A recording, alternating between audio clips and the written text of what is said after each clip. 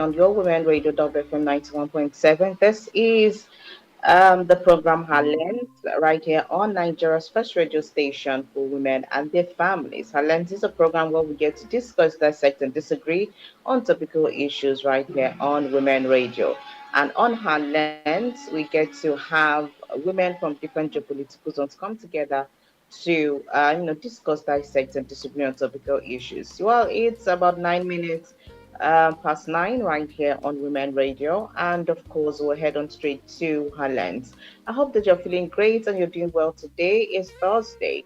Today is Thursday, and of course, it's the 12th day in the month of February 2026. Right. You can see that February is gradually, going towards the end of the mid month, and I hope that you're getting ready to have a good time this Valentine's season. Valentine is on Saturday, so what are you preparing for? What are you hoping to achieve? What do you hope to get?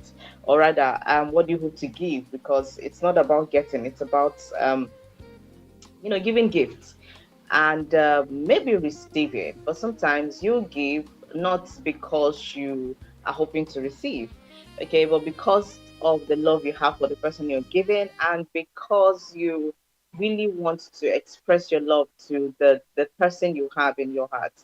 That's why you go ahead to do a lot of the things that you get to do. You go all out for this special person or the special set of people for Valentine's Day. Now, I say special set of people because it could be a set of people. It's not necessarily that it is just one person, that you are exchanging any form of love gifts or, any form of just love, with this person. It could just be that, yeah, you are, the set of people, maybe your friends, your siblings, even your colleagues, yeah, that you would just want to express love to. So, yes, you're doing this so that you're able to get to them. Yeah, so just do well to do what you can afford, because that one is also important. Do what you can afford and see that you don't go way beyond your budget, because I know since this year started, we've been talking about how to manage your funds, how to do this, how to do that, but hey, just cut your coat according to your size. Shogun, if the person bring you car, as Valentine's gift, and you're only able to afford you're only able to afford maybe a phone, or you're just able to afford a box gift or a hamper. I think, just go ahead and do the one you can't do before you're booking yourself now after Valentine. You see they do. And then let's not also forget that yesterday, I think you've been about touched on it.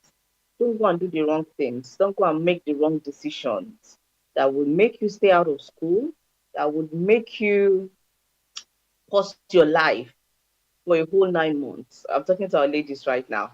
Don't go and make bad decisions because of the gift, because of how probably, your boyfriend or whoever, your love interest will spoil you on Valentine's Day. And you want to feel like, oh, let me reciprocate this by giving myself. Mm-mm. Please don't do that. Okay. Don't do that. And if you must do, there are a lot of, options for you to actually get to protect yourself and even help that person protect himself too. So please try as much as possible to consider all of the protective options before you indulge in any kind of activity that would make you regret later. Okay? So please, as much as you can, for parents that are listening, for guidance that are listening, please advise your young ones. I beg of you, advise them. Those that are around you, advise them. If not, towards the end of the year now, all of them go gather.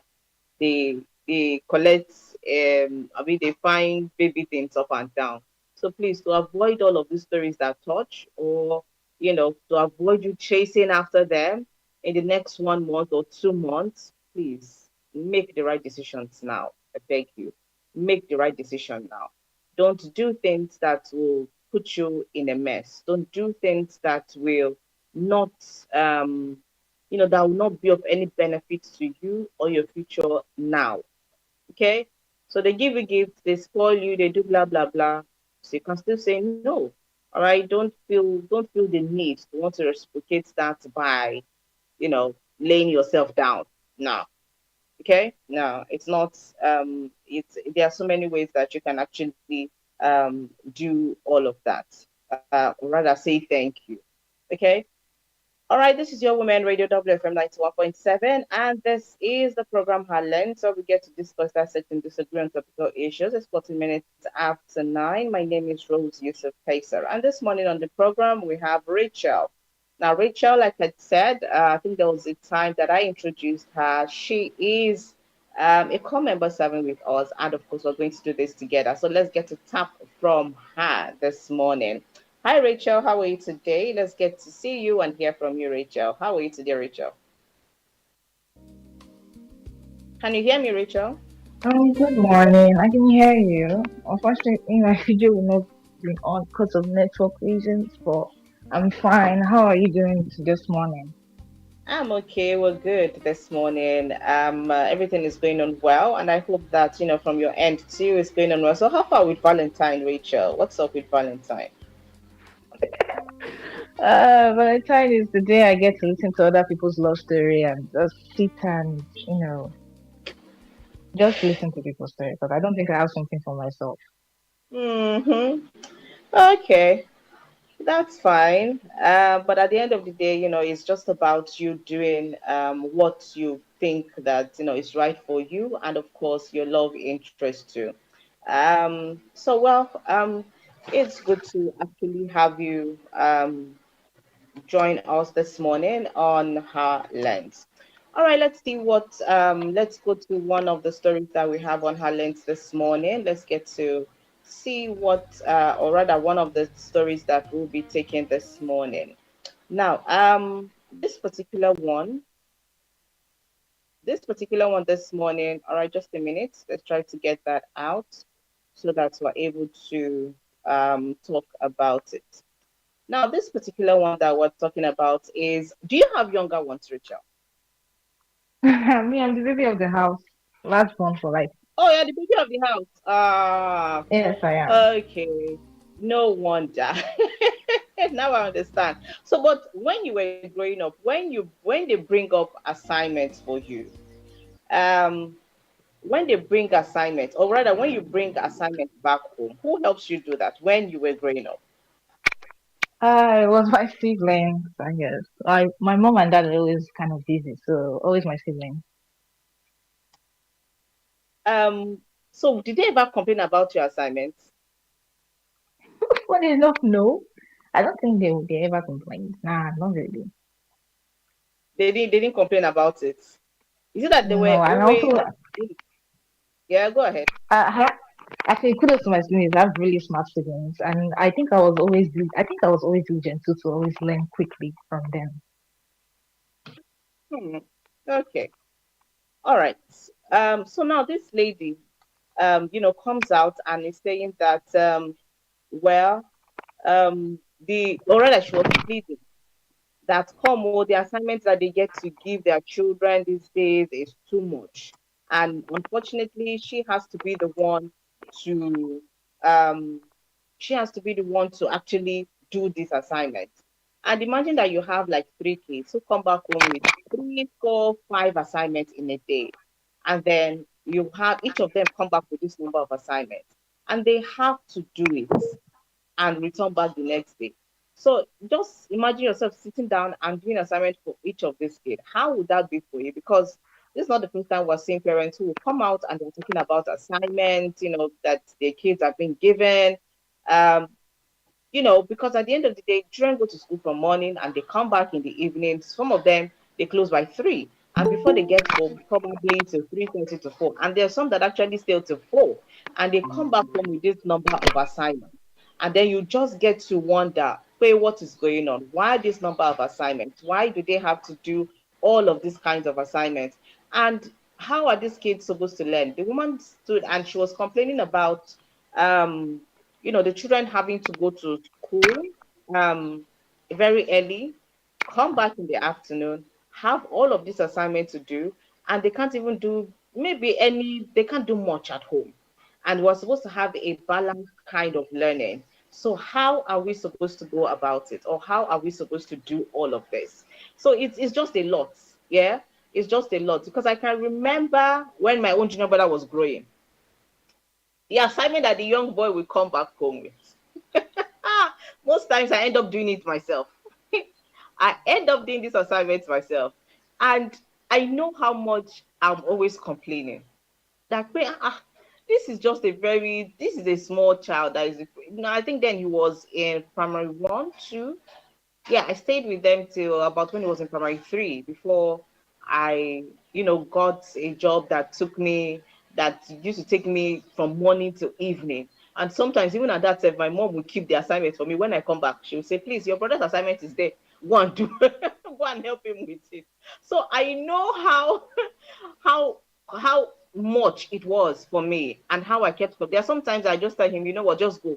Because before I sit down with him and say I want to do it, it will take longer time. So sometimes I just go and I find myself using my left hand to probably write this assignment so he can take it to school and submit the following day because I didn't even have the time to sit down with him. So I can imagine a lot of parents going through the same thing. So this woman comes out and she's complaining about her, the assignments and how much it is and all of that, begging the state government, begging, people, or rather, the schools, that schools should consider them and all of that. So I would just like to hear, our thoughts as regards this, and knowing fully well that to a very large extent we have done this to people. Though Rachel said that she's the last born, so people did it for her, So, but let's get to hear from Ibinabo and also get to hear from Fumi. Our thoughts about this, schools having having to give children lots of assignment. Does that give them room to learn any other thing outside school?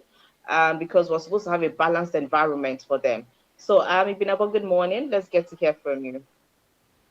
Okay, good morning, Rose. Good morning, Fumi. Good to see you again. And good morning to It's all. so good to see you, Ibinaba. Miss World. Are you Sabi? Okay, so firstly, I want to say that yes, a lot of schools do this, but some of them do not do this. In fact, some schools that I know do not allow after school classes. Hmm. If you're not going to be available to pick up your child after closing hours, they have a section where they can, keep the children in the school till 5 p.m. But it is all play, play, and play. You see, children, we let us allow children to grow. When a child, so many years ago, I was even not a mother, then I was still in school. I met somebody, he was my sister's boss, and he had a little girl in his office, a big office, a big man. And I went to visit my sister. It was break, I think their break time or something, or maybe there was an activity or something, I can't remember again, but it was a long time. So I went there and I saw this little girl. She was supposed to be in school. She was about 4 or something. And the father said, no, do you know that when a child starts going to school, that Hmm. child started his or her life everlasting journey, hustle, struggle. So he said he's very emotional about it. Enrolling a child 3, 2, 4 years in school, that he would never support it and he wouldn't do that. He said until this child is 5 or 6, she would never attend any school. And I was like, okay. You know, sometimes you get to understand some things over the years. So when a child who is supposed to be at home, enjoying the warmth of the house, being taken care of as a little child, is enrolled in a school, as if it is not bad enough. Now, you will now saddle this child with so plenty of homework. For what? Why are you abdicating your responsibility to? Because the truth of the matter is, when you give too much homework to children, have you thought about burnout? Yeah. Have you thought about lower performance? Have you noticed? See, when you learn and you take a break, that's why they said all work and no play makes Rose or Fumi dull ladies. You understand? You have to rest. You need a time to rest. A child wakes up early, especially when you're being picked from your home by the school bus, is worse. The school bus might start from your own house, maybe by 6:30 already in the school bus. Before the school bus will take you around the whole of the state, picking up children from here and there. They get to school, whatever time, maybe 8 a.m. or maybe to 8 or something. School starts. You are in school. After school, there is after school classes. Then they call and lesson. I don't know who send a message. For children, little children. Haven't done that, then you saddle them with plenty of homework. And when they get home, they cannot rest because at the back of their mind, oh, I have a lot of homework. Mommy is not back, or daddy is not back. Or if mommy is at home, if she's a sit-at-home mom, you think it is easy. I mean, you as a responsible mother, responsible wife, a responsible woman at that, if you're a sit-at-home mother, you don't want anyone to come to your house and see that your house is not well kept because it's like, you know, you go work. So what's it going to do for us now? Mm. Your house is expected to be like one tiny dust like this, you should be crucified. You're going to see to that. You're expecting your children or child from school.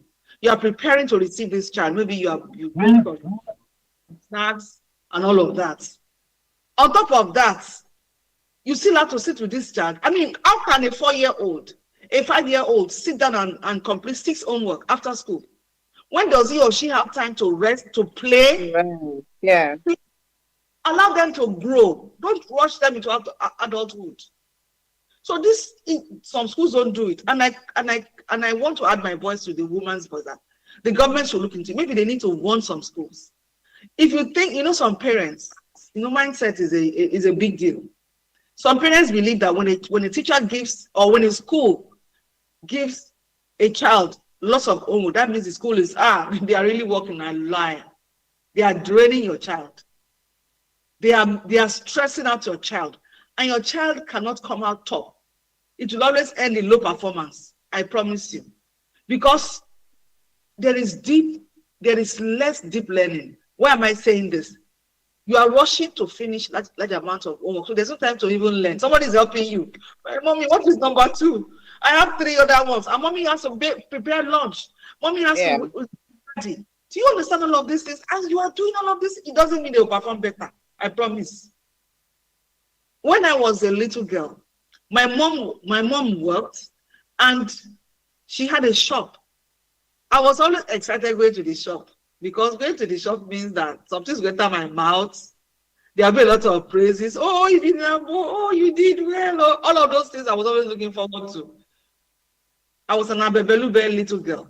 So you cannot imagine me being saddled with so many homework. It's like I'm going to dislike my teacher because she wouldn't allow me to enjoy myself after school. And I was an intelligent child. I was always among the first 3. And I was just saddled with too much homework. So what is going on? Teachers should do their job. It is your responsibility to understand the educational capacity of every child in your class. And if there's a problem, how could you be charging such high school fees and then you cannot give the best? One teacher said that it is good for the child to learn so that which he learns. Why is that child in school? Imagine the mothers are illiterate. So what happens? I'll go and rent another teacher to come and help my child with the homework or what? The one might pay so much. I mean, let's be realistic. If we need the government to go to let government do something about it. Yeah. Because you see some children. Have you seen their backpack? Have you seen their 50 kg? 50 kg. I don't know. Sometimes you see some children, you ask, are you the one carrying the bag or the bag is the one carrying you? Carrying you. Do you understand? It's not fair. Let us allow these children to grow. Let them grow. As an educationist, I always kick against this. Some people feel, your time. Which time? Every time is a good time. We should get better and not get worse. We should have teachers who are always there to help our children, and not teachers who will rather will give them. You know what they do most times? They give the students topics on lessons they are here to teach them. So that by the time they go to school, their mothers will have helped. So it is easier for them to understand. Then what is your role as a teacher?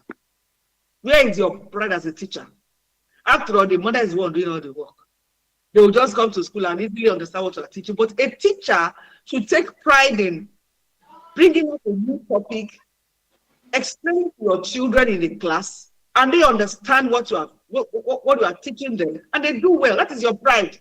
Not when you bring children homework that you have to teach them in the class, and when they come, Mama don't help, Papa don't help, in a bad way or in a good way. When they come to class, then when you ask questions, they are all responding and they seem to understand the topic. And maybe an inspector comes into the class to maybe see what we are doing, and they say, "Oh, this teacher is very good.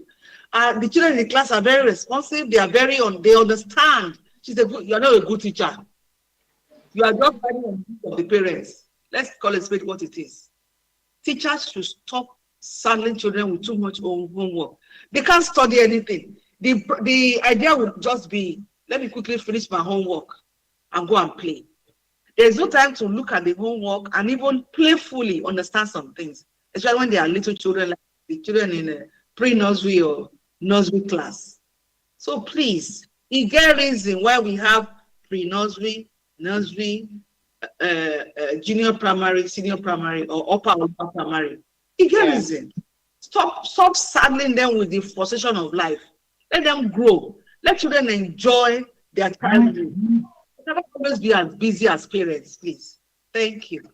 Thank you so much, Binabu, for your thoughts on this. We do appreciate, all of what you've talked to us about this morning as regards to the parents, the government, and even the teachers themselves, and how far they could actually go with this. Because, I mean, children need to grow. Children just need to grow and be who, they should be. They should just be children. All right, Fumi, let's quickly hear from you.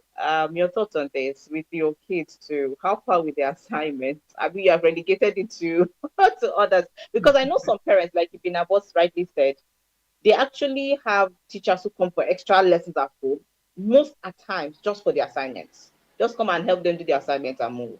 So now, so we want they do now, so we want they continue.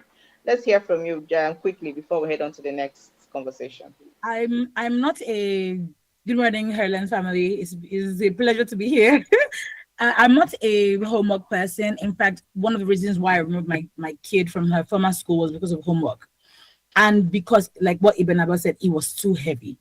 It was too much. And what made it worse was that she used to come home with the school bus. School closes by 2:33. By the time the girl gets home, it's 5 o'clock. What is she won't do from that 5 o'clock? And then bedtime, and I'm very big on play. Anybody who knows me knows that you see that play, we must play it, because I believe that it helps you build, social skills. It's good for your body. Plus, that play, when they play, they will come home and sleep. So that's less stress for me. But I'm really, really big on play. So, and the school wasn't big on play as well. So that's one of the reasons why she will get back home and then quickly eat dinner and then start rushing homework, 3 books. And many times I went to the school to fight. They knew me. I tell them, this homework is too much. After a while of fighting, they now changed their mouth and said, oh, no, we don't want her to finish it. We just want her to attempt it so we can know that she knows it. But my child is going to school in fear because she doesn't finish the homework. So it's contradictory to what you're saying. So that's one of the reasons. I think a major reason why I removed her. In her current school, they don't have homework. They have homework for the week. So let me explain. Today is Thursday. They bring homework today. No, tomorrow. They'll bring the homework tomorrow and they will submit it next week, Thursday. So you have a week, to... And the homework is not plenty. It's like 1 book or 2 books. They have it for my daughter's class. They have a book that they read. My son is just writing, tracing and whatever. So I like it because really and truly, let's ask ourselves, is it the homework that makes us smarter? Even the lesson that we do. I'm a summer school that I did is not as if I came first in my class. So I think that homework is a way of the teachers absolving themselves of their responsibility as teacher. Because if you have really taught that child, you should have tested them in the class. So you teach and then you do classwork. The next day you can ask again, not that you're giving them homework. If you're saying, oh, you want to reinforce it, reinforce them with 1 page, maybe 5 sums. But when you're reinforcing them with 5 pages for the weekend, or for the next day, that's wickedness. Number 2 is, Parents don't even have time to do homework with their kids. And most of the time, I've seen parents who have written with their left hand just so that they will, because they're like, That's hey, we did not careless. do homework. The parents will Mm, write with their left hand. That's not me. Have I done that before? Maybe, but that's not a thing in my house. If you've not done your homework, you've not done it, you go and collect the consequences in school. So my child knows that the homework is not for me, it's for you. Right. And the reason why I fight my daughter is because you've had a week to do it. So if you don't do it, that's on you, right? And that's why I really love my kids' school because, and if she doesn't do the homework, there's no beating. There's some schools that if you don't do the homework, they will beat you, right? mm. They don't beat at all in my kids' school. If you don't, then they return back to you and say, homework non undone. And then you come back home and I'll be like, you see your life in outside, that kind of thing. So I think that the point of homework defeats the purpose because of the volume of homework they do. There are countries that they don't do homework and the kids excel. Again, what kind of teaching, I mean, what kind of teachers do we have now where they are heavily reliant on homework as opposed to Yeah. what they are teaching the kids in school? You should be able to teach a child that the child still remembers the next day, the day after, without homework.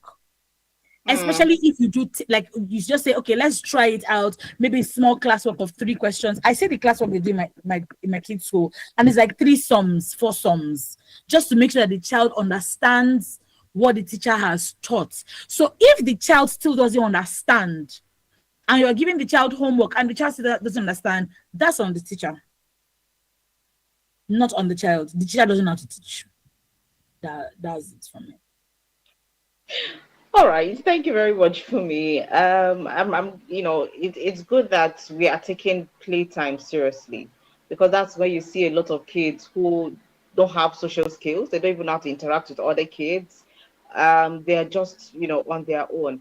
And coupled with the fact that now we have our houses are mind your business kind of houses, unlike the ones that we grew up in, that everybody's fence is down. You can see what is happening in the other person's house. You can see when your child is there playing with other children. But now it's a mind your business. So the little time they actually have to play around and just to have fun with themselves, it's no longer there.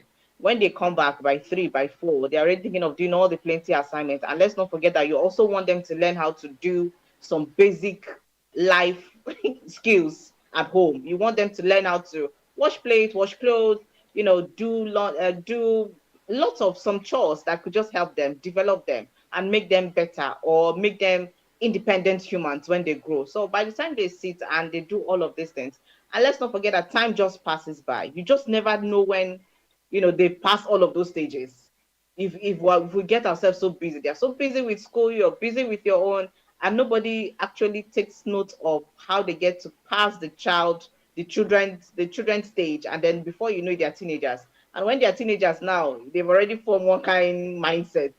Before you start bending it and all that, it's something else. So I just hope that we get to learn. All right, now before we move on to the next thing, Ms. Soboli sent us a message and she says, hope your night was restful. On the issue at hand, I just want to say moderation should apply in all ramifications of our lives. Why could a child with lots of homework, all in the name of engagement? Most times I feel some teachers just push the bulk of their workload to the parents. Now imagine a tired, famished, and fagged out parent who has gone through the rigors of a 9 to 5 office work, bashed by hold up, go slow as we call it here in Nigeria, and I will come back home to sit to a bulky homework. It doesn't add up or make sense to me as far as I'm concerned. I'll be attending my 7th-year-old PTF meeting tomorrow, and I intend to spark up a conversation regarding this. Enough of what these self-acclaimed educationists are churning out these days, because a real educationist is fixated on moderation in education. Wishing all the best today's got to offer. Thank you very much, Mrs. Opeli. Please go and raise it to all of you that have a PTF meeting that you have to go for. And you know that your child used to come back with plenty assignments. Please do well to go and raise it up there. Okay, so let's head on to the next issue right here. This is your Women Radio WFM 91.7, 22 minutes to 10 on this side of the radio, and I hope that your day is going on well. So yesterday, we're supposed to touch on this, but we were not able to do so because of our time. Now, this is not the first time we're getting to see that a lot of foods that are manufactured or that are being processed are not being processed with humanity in mind. Instead, they are being manufactured or processed with gains, with money in mind. You're not even thinking of the person who is going to eat it. You're not thinking of the person who is going to digest such food. All you just want to do is to have return on investment. And this video that we actually saw was of a woman who was preparing fufu. Fufu, we know that is from cassava. Cassava has to go through some processing before you get fufu. Now, in this particular video, we can see that the lady added, painkillers, added into it, and she also added detergents, to hasten the process, so that she's able to sell immediately, and then she's able to get return on investment, and then on to the next set of production, and that's how it just keeps going. How does this, so somebody who is constantly eating her product, at the end of the day, will one day fall sick, and then they won't even be able to trace back where this thing is coming from, because the person has constantly been eating her products. Now, Ibinabo here has severally told us about Pomo. That Rose, have you seen Pomo? Do you know what Pomo is? Do you She has constantly spoken about Pomo here. Ibinabo does not trust any form of Pomo. you know that is out there now. The form of we're looking at, those ones that are already soft, the ones they sell, the ones you could just easily go and cut into pieces and use, not the ones that that is fresh from maybe the animal's skin or something. But these ones are the ones that maybe they've kept, they've boiled and all of that. So Binabo is not very skeptical about that. And then this one was saying fufu is like food for people to eat, and now food with the whole belly. So you find a lot of people, especially laborers, that will eat it and then just want to hold on to it. I stayed in a compound where up to 11 p.m., 11:45, there were people who were coming to buy fufu from this woman, because the next day they will take it to work, and all they just need to do was to make soup and buy fufu and go. So imagine that this woman is doing all of this, and then in the long run, these people fall sick, and the money they are working hard to get, they are not even enjoying it. Instead, they are paying hospital bills with it. So please, can we just talk about this so that we'll draw people's attention? It's not proper. Somebody said in the comment section that if you can plant cassava and wait for it for almost a year for it to get to the point where you harvest it, then why are you rushing to sell it? Why are you rushing the process of doing it? That you are putting a lot of things to hasten the I beg. All right, Ibinabo, let's start with you on this, and then we get to hear from Rachel and Fumi before we call it a day. Okay. Thank you, Rose. You talked about fufu. From cassava we get gari. Gari Jebu. Gari Igbo. Yellow gari. White gari. And gari, is a staple in Nigeria. Gari does not look face. Big man, they chop him. Poor man, they chop him. Now, so. And there was a time, there was this publication on the dangers of gari. That was the first time I heard about it. It's a long time ago. I can't remember what year exactly, but it was in the news. They talked about cyanide acid. And that made a lot of people run away from gari, especially the one that is not yellow gari, because it was mentioned that when you add palm oil is like, it serves as like an antidote somehow in some cases. That's why in some places in Yoruba land, when a child eats something that could be dangerous, they say, go fulepo, give a yellow palm oil, may drink palm oil and all of that. Now, gari is something that is synonymous with Africans, especially West Africans. And it is not only gari you get from cassava. You get fufu. You get what my people call mbrakasi. Mbrakasi is cassava snack. They hawk it around with coconut inside. They tie it. They boil the cassava, add coconut to it, tie it in a nylon, and they sell it about. They hawk it all over the place. People from Edo State call it bobozi. Me, I like that thing. They chop her. Right from when I was little. If I'm driving and see her, I go pray, say make small traffic, even if I call the person I buy. Or I look for a buy. As I take like that thing, because it is by right, if it is well prepared, the thing gets nourishment for body. So what is our problem? That woman obviously acted out of ignorance. Because if she knew that what she was doing was bad, she wouldn't be stupid to post it on the social media. She was actually showing off the process of making fufu, how she has her own process, she has her own style, and she believes in it. She doesn't see the danger inherent. She just they put on like that. They put painkiller, painkiller that you shouldn't take it too much. By the time you have pains, you can't carry painkiller chop. No will work because you don't chop and chop and chop and for fufu tire. So your body is already accustomed to it. So when you have real pains and you take painkillers, it doesn't work because your body is accustomed to it. That is one danger. Secondly, there is this issue of detergent. I don't hear that before, but I couldn't believe that a person will know and go put detergent inside food. And we for the thing like they drink tea now. Just pour inside water, carry and stir and maybe before you just drink them. Isn't that crazy? So you can imagine, why do we soak? People, we need NAFDAC. NAFDAC must be up and doing. Please.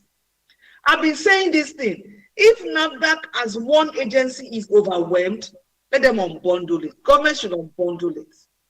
So that if they will unbundle it into maybe 4 or 5 agencies. And each agency will have a particular focus where they will deal with the people doing certain things. But having one agency and the days of Akoyili, it was a lot. Not all of us get Akoyili's energy.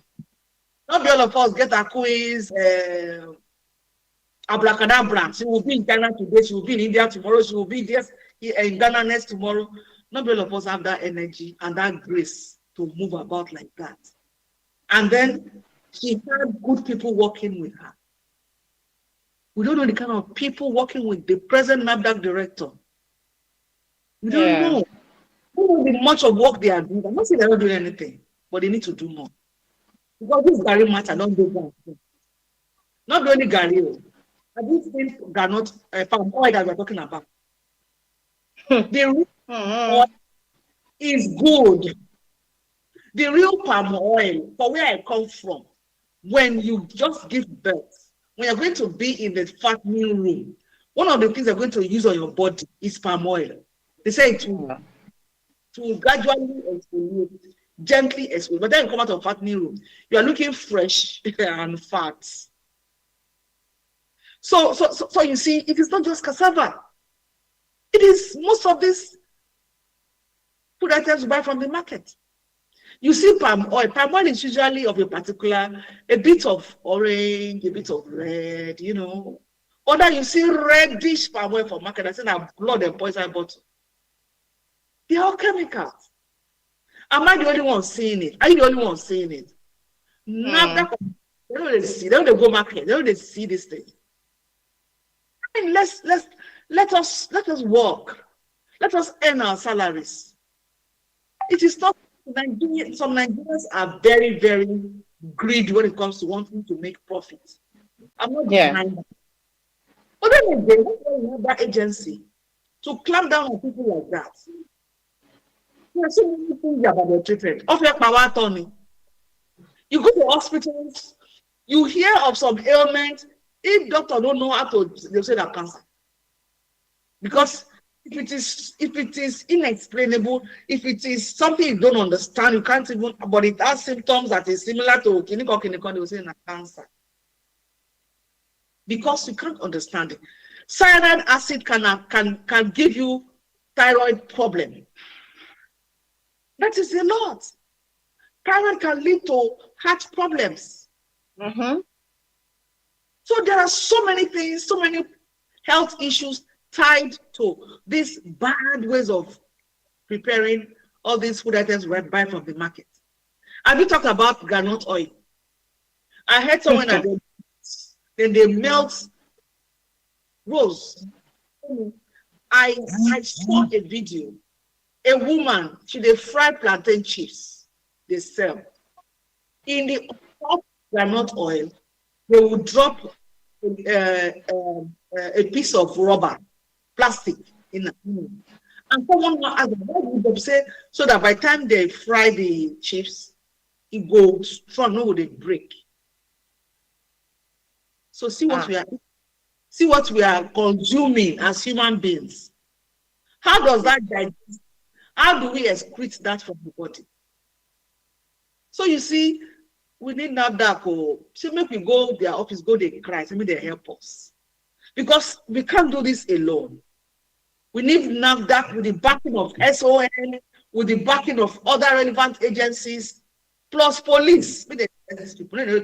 Don't give them, I mean, ignorance don't be excuse. How were the people of old preparing palm oil? That palm oil, when you give palm oil to a child that is coughing, the child will come down with it. How are the people of old use palm oil? That when you rub palm oil on your body, some people they fry palm oil, they take and do body cream. okay. Fry it and they use it as body cream, and their body go fresh. So how come just now, today, now, you don't know how to do palm oil again because of greed? You use chemical so that the palm oil go plenty, go make plenty money, and you are killing people gradually. You are killing people subtly. Then you hear this person, and I saw the eye can't turn like this. And I saw the person don't come they see again. What thing happen? What thing in chop? Unfortunately, by the time this gradual process of degeneration of the body organs, maybe in your house, the person can't chop last. And that was the peak of the whole problem. The person can't reach and don't get what on them. Say, I'm not being this person has to go chop. Meanwhile, this thing has been accumulating over the years. Why are we doing this to ourselves? Why are we so greedy that we have thrown away the real process of making all this food? Now we're looking for, how do you soak cassava, Rose? I mean, tell me, how do you put detergent, take soak food? Food where you don't peel the skin. King Komoto. If they're ready to, the infusion will take place. The infusion will take place. Some of this detergent will go into the cassava. You can't rinse everything off. Coupled with the fact that you are still going to deal with cyanide acid in cassava. All right, Vinabu. Gari is there, palm oil is there, groundnut oil there. Hmm. Then they carry insecticide, they spray beans. Me for not get weevil. Yeah. Ha. Mm. Bought beans. They supply that beans, and the owner of her kitchen was spending kerosene. She said, I know they use kerosene. What happened? Before she could trace it to the Even. whatever quantity of beans she bought. Me una no kill us now. Thank you, Rose. Just like yesterday, I was saying that can even one aspect of or one side of this our government work. If at least if we're not seeing progress in some other place, when it comes to food, make we even see now. Just let I don't know. I don't know.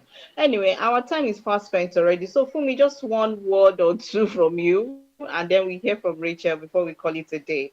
Your I thoughts mean, in all of this conversation. Ibn Abba has said it like we quality control, quality assurance, all the bodies that are responsible for things like this are supposed to be all over this, but people are not facing front, they are facing their pockets, right? And then social media has become such a at this point they should have gone to go and carry that woman.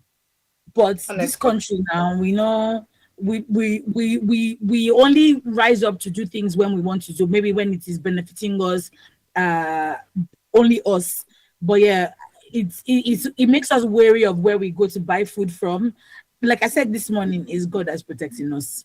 Is God that's I know some people that will never eat outside of their house, but what happens Mm. if I believe that if you don't, like your immunity is down, but it just makes you wary of where you eat from. God is one. I don't know. The government has to. There has to be more from the government. But then I'm preaching. I'm speaking English. Abi. Yeah, that's just it.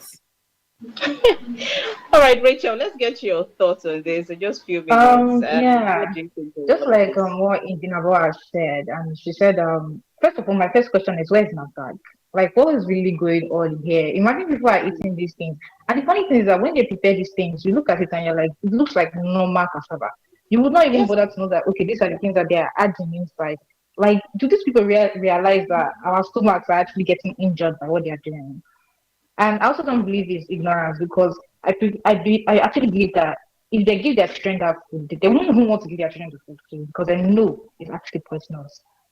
So I believe that they are just kind of giving to other people's children, but they don't even Mm. care about, you know, the the result of all this. So my answer is where it's not that they should really come to pay attention to such things like this. Hmm. Okay. All right, Ibinabo, in just less than a minute before we go. Thank you for obliging me. I just wanted to react to what Omorigi said. Yeah. My sister said she went to the Gary market to buy Gary. She has a customer. So she was pricing a particular Gary. The woman said, this one. She was pricing and pricing and pricing. She now said, eh, customer, me and show you another one. That one better pass this one. And she's the one selling it. She Ah. now opened another bag that was not even on the same Gary for my sister from that particular bag. He said, this one are correct. This one now for general public. General, this is not. On one hand, you are saying she won't tell you to that she will follow by because she knows that it's very original. On the other Mm. hand, probably now God just help you. Maybe that like from what I can see now, maybe the other one was my start to be private, but maybe now what they don't take a painkiller, detergent, bleach, everything takes soap. The one was white cloth, maybe white very well. What then I be that one? What then the other one? Now I be the one with them properly processed, just like Ah. Omorige said, that they will not give the family members the one that they have used all this nonsense to soak. It's very Hmm. unfortunate and it is very It wicked. is. All right. If But it's evil safe. All right. Thank you very much, ladies, for being a part of the program this morning. Do also have a good day ahead and enjoy the rest of the day. And we hope that we ourselves make we no use our hand, they do ourselves because that's it. The government, we can keep calling government today, tomorrow, and all of that, but it's not government that told her to use painkiller. It's not government that told her to use this thing. So it's us. What humanity? If we keep humanity at heart, a lot of things not going to happen. But then again, after all, the good book says the heart of man is desperately wicked. So make the day careful. All right, so that's it for today on the program. Thank you, Fumi. Thank you, Binabo, and thank you, Rachel. Let's meet again tomorrow, God willing, at 9:05 a.m. Thank you so much, each and every one of you, for tuning to listen to HerLens. You also have a great day ahead. Stay with us right here on Women Radio WFM 91.7. Good morning.